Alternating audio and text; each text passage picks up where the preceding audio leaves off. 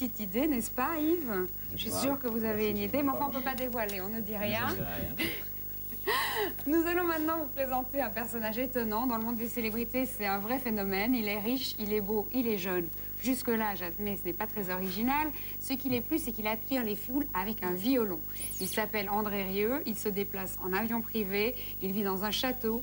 Et cet artiste-là, c'est un vrai businessman. Un reportage de Dominique Leb. Quels joueurs les supporters de l'Ajax d'Amsterdam sont-ils en train d'acclamer? Un joueur hors pair hollandais qui se nomme André Rieu. Son ballon, un violon qu'il a propulsé au sommet des hit-parades. Son tube, la deuxième valse de Shostakovich. Ses maîtres, des compositeurs viennois qui savent faire valser les cœurs, même ceux des supporters les plus endurcis. Vous voulez assister à un concert d'André Rieu? Réservez au moins 1 an à l'avance car il affiche le plus souvent complet. Ses disques sont vendus dans plus de 28 pays.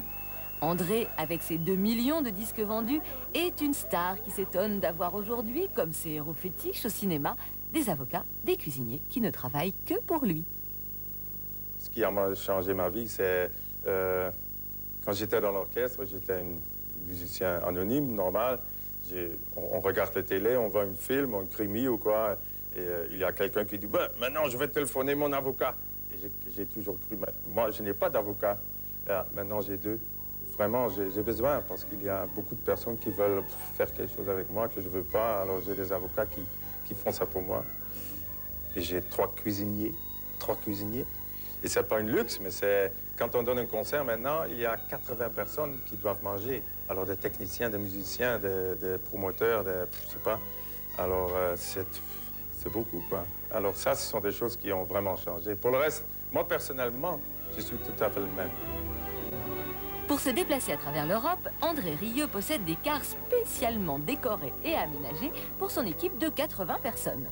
Il loue également des avions dans lesquels, même tard la nuit, après des journées de concerts harassantes, l'ambiance est plutôt à la bonne humeur. Ça, c'est mon orchestre. Hey, hey! Il est quand même 2 h du matin. Allez, on vous pardonne ce petit coup de pompe, monsieur Rieu. Point d'ancrage de cette vie de fou pour notre star du violon, Maastricht, la ville dont il est originaire, est une superbe maison du XVe siècle dont il a fait son bureau.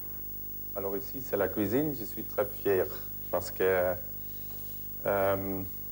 au fond, tout ça, c'est mon bureau. Je me rappelle très bien que c'était il y a 3 années et je me suis promené avec ma femme le premier jour et j'ai dit, bah, ça, c'est très beau là, c'est ça ici. Un jour, je veux avoir ça aussi et maintenant, je l'ai. C'est la vie, ça va comme ça. Et on dit que D'Artagnan, c'est un des 4 mousquetiers, a mangé sa tout dernier petit déjeuner avant de mourir dans un duel devant le mur de Maastricht. Et ben, c'est vrai, parce que c'était ici. Ici, on fait les meetings avec tous les gens. Et j'aime bien de travailler ici comme ça. Derrière nous, il y a le bureau. Et là, on travaille vraiment. Ici, au bureau, on travaille avec 8 personnes. Je ne suis pas toujours ici, naturellement, parce que je ne peux pas, j'ai des concerts partout. Mais je rentre ici, vite, et je suis ici 1 heure, et je dis, toi, tu dois faire ça, et toi, et alors, après 2 semaines, c'est tout fait. Ce sont tous des concerts. Alors, il n'y a pas beaucoup de blanc. Oui, ça, c'était la vacance, mais ici, c'est tout. Et là, ça commence pour l'année prochaine.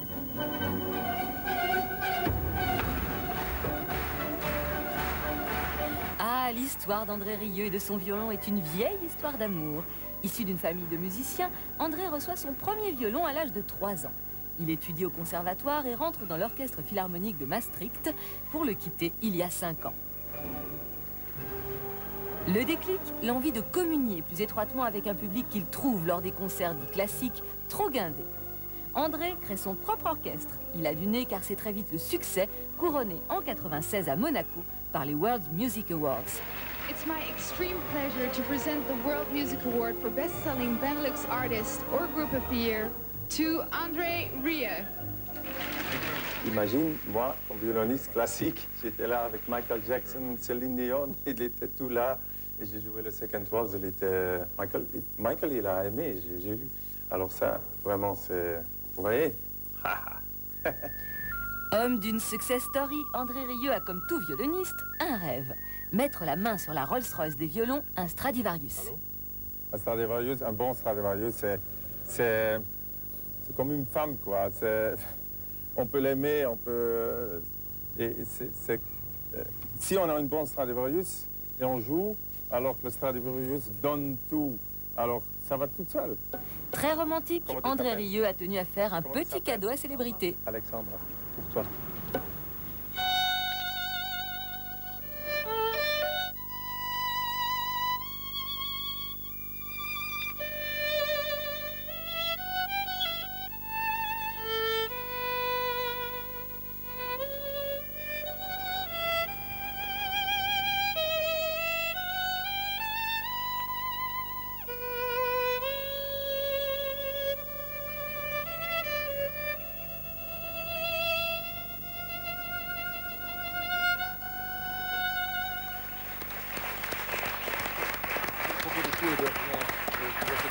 Voici d'ailleurs des Stradivarius. Je vous demande d'applaudir Maître Tajan. Bonsoir Maître. Un des commissaires priseurs les plus connus sur la place de Paris. Alors là, vous allez mettre aux enchères des Stradivarius. C'est la Rolls-Royce, bien sûr, du violon. Est-ce que vous pouvez nous rappeler, Maître, en quelques mots, l'histoire de Stradivarius? D'abord, ce qu'il faut dire, c'est qu'il y a sur ce plateau, ce qui est unique au monde, à la fois 2 Stradivarius. Qui sont venus avec des gardes du corps. Ils sont venus avec peut-être pas 15 gardes du corps, mais enfin 2 ou 3. Alors, qui est Stradivarius? Stradivarius, c'est un monsieur qui naît vers 1644, 1646. On ne sait, il est d'une famille tellement modeste d'agriculteurs de la région du Pô, en Italie, que on ne sait pas très bien quand il est né. Alors, on pense qu'il est né en 1646. Très vite, à 20 ans, il produit un chef-d'œuvre, un violon extraordinaire. Alors, à partir de là, les gens du monde entier, les cours, les princes, les rois, les musiciens, les grands compositeurs, tout le monde se précipite à Crémone pour avoir un violon Stradivarius. Alors, pourquoi est-il le meilleur? Parce que les bois qu'il trouve, qu'il travaille, sont les meilleurs. Le vernis qu'il va travailler toute sa vie, il vit jusqu'à 90 ans, 92 ans. Jusqu'à 92 ans, il améliore sa technique, il recherche, il fait des violons un peu plus larges.